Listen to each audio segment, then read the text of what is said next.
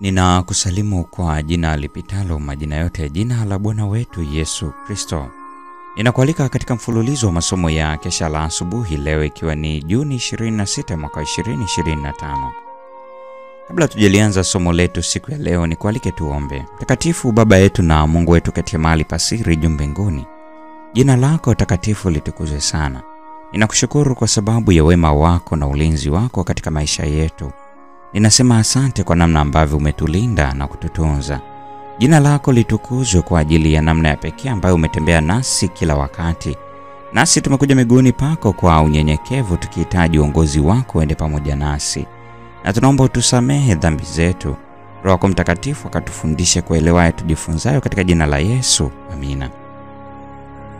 Mada ya leo inasema somo kipenzi la Kristo. Imejengeka katika kitabu cha Yohana Mtakatifu sura ya 16 ya 7 na 8. Neno la Mungu linasema, "Yawafaa ninyi mimi niondoke, kwa maana mimi nisipoondoka, huyo msaidizi hatakuja kwenu, bali mimi nikienda zangu nitampeleka kwenu, naye akiisha kuja, huyo atauhakikisha ulimwengu kwa habari ya dhambi na haki na hukumu." Kristo, mwalimu bora kabisa, alikuwa na aina nyingi sana za masomo ambayo angeweza kuchagua kati yao.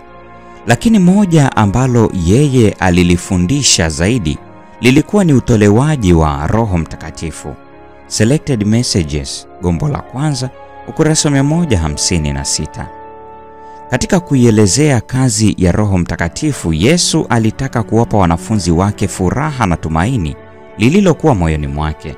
Alifurahi kwa sababu ya msaada mkubwa aliyoutoa kwa ajili ya kanisa lake. Kipawa cha Roho Mtakatifu kilikuwa cha juu kabisa kuliko zawadi zote ambazo angemwomba Baba yake kwa ajili ya watu wake.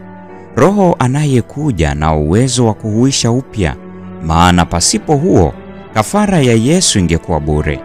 Uwezo wa uovu ulikuwa ukiongezeka karne hadi karne, na utiifu wa watu kwa vitendo viovu ulikuwa unashangaza. Dhambi ingeweza tu kukabiliwa na kushindwa kwa uwezo wa nafsi ya tatu ya uungu ambayo ingekuja katika uweza tele wa Mungu. Roho huwezesha mambo yaliyokamilishwa na Mwokozi wa ulimwengu. Moyo hutakaswa kwa uweza wa Roho Mtakatifu. Kupitia kwa Roho Mtakatifu waumini huwa washiriki wa asili ya uungu. Kristo ametoa Roho wake ili kuleta ushindi dhidi ya dhambi za kurithi na mielekeo ya kutenda uovu na kupiga chapa ya tabia yake mwenyewe juu ya kanisa lake. Kuhusu Roho Mtakatifu, Yesu alisema, "Yeye atanitukuza mimi." Mwokozi alikuja kumtukuza Baba kwa kuonesha pendo lake. Hivyo Roho Mtakatifu humtukuza Kristo kwa kudhihirisha neema yake ulimwenguni. Sura hasa ya Mungu sharti irudishwe tena ndani ya wanadamu. Heshima ya Mungu, heshima ya Kristo, inahusika katika ukamilishaji wa tabia ya watu wake. Wakati Roho wa kweli atakapokuja, atauhakikisha ulimwengu katika habari ya dhambi na haki na hukumu.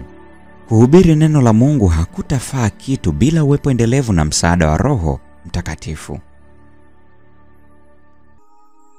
Huyu ni mwalimu pekee mwenye kuleta matokeo yanayotakiwa ya ukweli wa Mungu.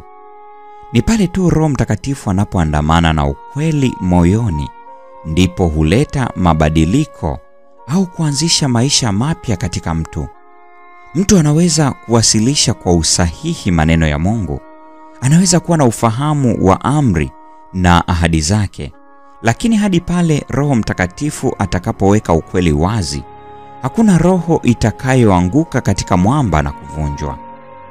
Hakuna kiwango chochote cha elimu wala manufaa, hata kama ni makubwa kiasi gani, yanayoweza kuwa njia ya nuru pasipo ushirikiano wa Roho wa Mungu. Ahadi hii ya baraka iliyoahidiwa ikiombwa kwa imani italeta baraka zingine katika msafara wake. Hutolewa kwa kadiri ya utajiri wa neema ya Kristo, na yeye yuko tayari kutoa kwa kila nafsi kulingana na uwezo wake wa kuipokea. Tumaini la vizazi vyote, sehemu ya pili, ukurasa wa 284 hadi 285. Mpendwa mfuatiliaji wa mfululizo wa masomo haya ya Kesha la Asubuhi, kumbuka hii ni Juni 26, mada ikisema somo kipenzi la Kristo. Na kwa nukta hiyo ndio tunakuwa tumefikia tamati ya tafakari ya somo hili siku ya leo. Neema ya Bwana wetu Yesu Kristo, pendo la Mungu na ushirika wa Roho Mtakatifu nasi sasa na hata milele. Amina.